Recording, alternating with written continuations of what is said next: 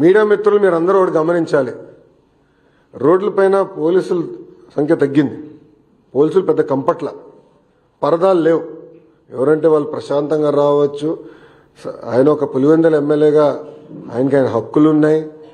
ఆ హక్కులను వినియోగించుకోవచ్చు, హౌస్కి రావచ్చు, ప్రజల సమస్యల గురించి అక్కడ ప్రస్తావించవచ్చు. కానీ నిన్న ఎప్పుడైతే భారీ మెజార్టీతో కూటమి గ్రాడ్యుయేట్ ఎమ్మెల్సీలు గెలిచారో ఆయన భయం పట్టుకుని బెంగళూరు నుంచి ప్రత్యేక విమానం వేసుకుని పరిగెత్తుకుంటూ వచ్చి ఈరోజు ప్రెస్ మీట్ పెట్టారు. 2 రోజులు మళ్ళీ బెంగళూరుకి వెళ్ళిపోతాడు. దాంట్లో ఎలాంటి డౌట్ వద్దు మీకు. కరెక్ట్గా 2 రోజులు ఉంటే 2 రోజుల తర్వాత బెంగళూరుకి వెళ్ళిపోతాడు. సో రమ్మని చెప్పండి, ఆయన్ని రమ్మని చెప్పండి. చట్టాన్ని ఉల్లంఘించి ప్రతిపక్ష హోదా ఇమ్మంటారు ఆయనకి? ఇప్పుడు జగన్మోహన్ రెడ్డి గారికి చట్టాన్ని ఉల్లంఘిస్తాం బాగా అలవాటు స్వామి. అందుకే అన్ని కేసులున్నాయి ఆయన పైన. ఇప్పుడు రూల్స్ ఏం చెప్తుంది? పార్లమెంట్ కానివ్వండి, అసెంబ్లీ రూల్ బుక్ చాలా స్పష్టంగా 10% ఉండాలి అని చెప్తుంది. మళ్ళీ ఆయనే గతంలో చెప్పాడు కదా, గౌరవ ముఖ్యమంత్రి గారిని చూస్తూ ఆ గతంలో ఆయనే చెప్పాడు కదా, ఒక 4-5 ఎమ్మెల్యేని లాగేస్తే ప్రతిపక్ష హోదా కూడా మీకు ఉండదు అని చెప్పాడు కదా.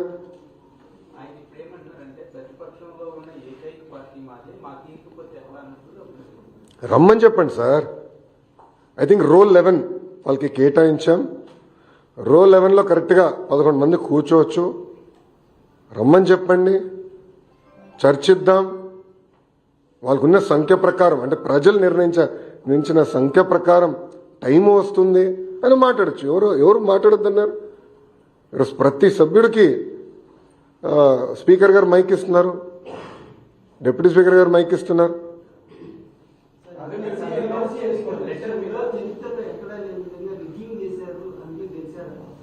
ఎవరన్నారండి? ఆయన అసలు ఆంధ్ర రాష్ట్రంలో ఉంటే కదండి స్వామి ఎన్నికలు ఎటు జరిగినాయో తెలిసేదానికి. ఆయన వెళ్ళి బెంగళూరులో పడుకుని ఇక్కడ ఎన్నికల గురించి మాడితే ఆశ్చర్యంగా లేదా అన్న? ఆయన పొలిటీషియనా? నేను అడుగుతున్నా. ఇప్పుడు నేను కూడా పాదయాత్ర చేశాను సార్. పాదయాత్ర చేసిన తర్వాత నిరంతరం ప్రజల్లో ఉండాలని కోరుకుంటా, ఆర్నిసలు కలుస్తా. ఆయన్ని కలవకుండా అంటే 5 సంవత్సరాల్లో దాదాపు 20 మంది శాసనసభ్యులు ఆయన కలవలేకపోయారు. గుర్తుపెట్టుకోండి. ప్రతిపక్షానికి వచ్చిన తర్వాత కూడా ఇప్పటికీ 8-9 నెలలు అయింది. ఆయన సొంత కార్యకర్తలు కలవట్లేదండి. మళ్ళీ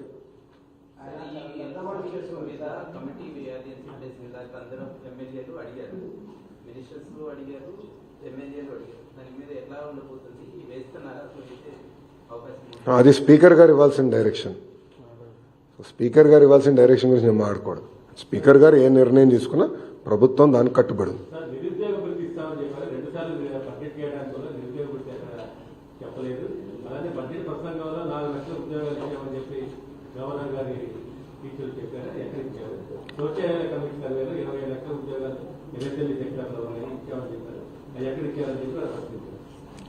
చాలా స్పష్టంగా మేము చెప్పింది మొదటి హామీ 20 లక్షల ఉద్యోగాలు కల్పిస్తాం అనేది మన ప్రభుత్వం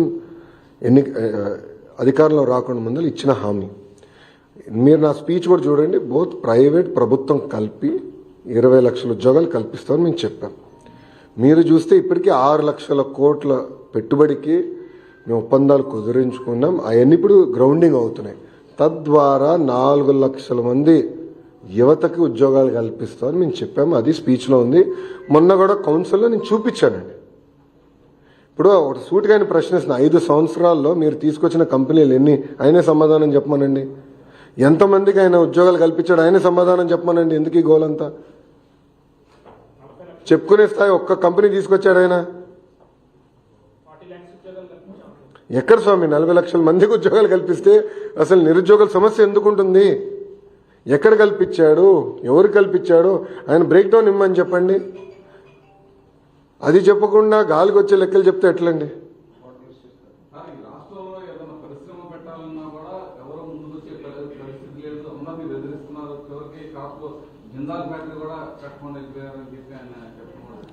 టీసీఎస్ ఎందుకు వచ్చిందండి? ఆసిలర్ మెత్తల్ ఎందుకు వచ్చిందండి? ఎన్టీపీసీ గ్రీన్ ఎందుకు వచ్చింది? ఎల్జీ ఎలక్ట్రానిక్స్ ఎందుకు వచ్చింది? అని ఆయన కంఫర్ట్ లేదా? జిందాల్ గురించి ఆయన మాట్లాడుతున్నారు. ఆయన అధికారులు ఉన్నప్పుడు ఏం పీకాడు? ఆయన కడప స్టీల్ ప్లాంట్ పనులు ఎందుకు ముందరికి వెళ్ళలేదు ఆయన అధికారులు ఉన్నప్పుడు? పోలవరం పనులు ఎందుకు ముందరికి వెళ్ళలేదు ఆయన అధికారులు ఉన్నప్పుడు? అమరావతి పనులు ఎందుకు ఆపేశాడు ఆయన అధికారులు ఉన్నప్పుడు? దానికి స్పష్టంగా సమాధానం చెప్పమనండి. అది చెప్పకుండా ఏదంటే అది వాగితే ఎట్లా ఒప్పుకుంటాం? వాస్తవాలు దగ్గర ఉండాలి కదా ఆయన. ఎప్పుడు లేని విధంగా పెట్టుబడులు ఆంధ్ర రాష్ట్రానికి వస్తున్నాయి. మళ్ళీ ఇన్వెస్ట్మెంట్ మ్యాప్ పైన ఆంధ్ర రాష్ట్రం వచ్చింది. ఇప్పుడు ఒక్కొక్క కంపెనీ గ్రౌండ్ చేసుకుంటూ మేము వెళ్తున్నాం. అది మా పైన ఉన్న బాధ్యత కదా. ఏదండి?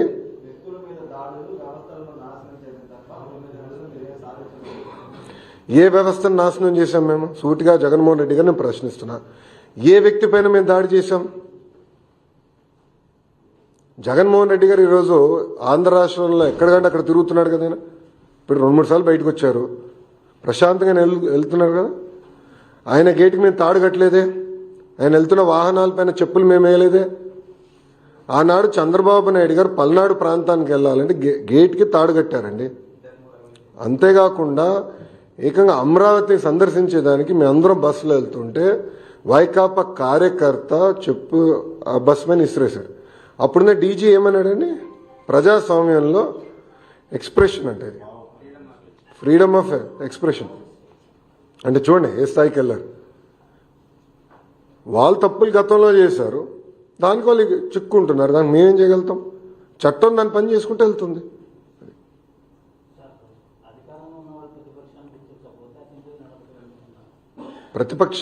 వాళ్ళు ప్రతిపక్షంలో ఉన్నారని ప్రజలే గుర్తించారు. అందుకే ప్రజలు వాళ్ళు అక్కడ కూర్చోబెట్టారు. రమ్మని చెప్పండి హౌస్కి. ఎవరు ప్రతిపక్షాన్ని ఎందుకు గుర్తించలేదు? ప్రతిపక్ష నాయకుడుగా చట్టాలని ఉల్లంఘించి మేము గుర్తించాలని అనుకోవట్లేదు. రూల్స్ పైన మాకు గౌరవం ఉందండి, అది ఉల్లంఘించి మేము గుర్తించాలని అనుకోవట్లేదు. We are law abiding citizens, we are not law breakers.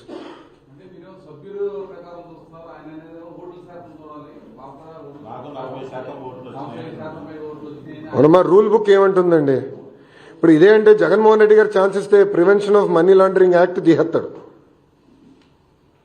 ఇదే ఛాన్స్ కానీ జగన్మోహన్ రెడ్డి గారికి ఇస్తే సిబిఐని రద్దు చేస్తాడు, సిఐడిని మూసేస్తాడు ఆయన. ఎందుకంటే ఆయన దందాకి అడ్డొస్తున్నారు కదా వీళ్ళు. రూల్ బుక్ ఏం చెప్తుంది? 10% ఉండాలి. ఇప్పుడు ఒక విషయం చెప్తున్నానండి, నేను ఎమ్మెల్యేగా గెలవకపోతే నేను హౌస్కి రావాలనుకుంటే ఎట్లా అండి? ఇప్పుడు ఒక్క ఓటుతో ఓడిపోయినా ఓటమియే, ఒక ఓటుతో గెలిచినా గెలుస్తామే. ప్రజలు నిర్ణయిస్తారు. That is the beauty of democracy. ఇప్పుడు అరవింద్ కేజ్రీవాల్ గారు ఓడిపోయారు, నేను అసెంబ్లీకి రావాలని అంటే నాకు ఇంత పర్సెంటేజ్ ఓటింగ్ వచ్చింది, 40% ఓట్లు నాకు వచ్చింది, నేను హౌస్లోకి వస్తాను, అసెంబ్లీలోకి వచ్చి కూర్చుంటానంటే ఎట్లా అవుతుందండి? ఇది ఒక సిస్టమ్ ఉంది డెమోక్రసీలో. ఆ సిస్టమ్ మనం అందరం పాటించాలి కదా.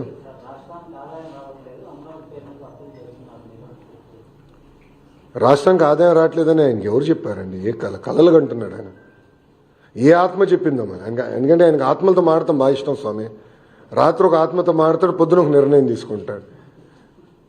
రాష్ట్రం వాళ్ళు చేసిన విధ్వంసం వల్ల ఆదాయం పడిపోయింది. దారి తప్పిన రాష్ట్రాన్ని సరైన దారిలో మేము పెట్టాం. ఈరోజు ఆదాయం పెరుగుతుంది. 1 by 1 సెట్ చేసుకుంటా మేము వస్తున్నాం. అమరావతి వన్స్ అగైన్ నేను చెప్తున్నా, it is a self financing project. కేంద్ర ప్రభుత్వం 15,000 కోట్లు అమరావతికి నిధులు కేటాయించింది. ఆ నిధులు మేము ఖర్చు పెడుతున్నాం. దానిపైన ఉన్న ఇంట్రెస్ట్ కానీ టర్మ్ పేమెంట్ కానీ అది కేంద్ర ప్రభుత్వం చేస్తుంది. పోలవరం ప్రాజెక్టుకి నిధులు ఈరోజు మంజూరైనవి. అంతెందుకండి, ఎన్నికల ముందల విశాఖ స్టీల్ ప్లాంట్ ప్రైవేటీకరణ అవుతుందని చెప్పిన వాళ్ళు వైకాపా నాయకులు.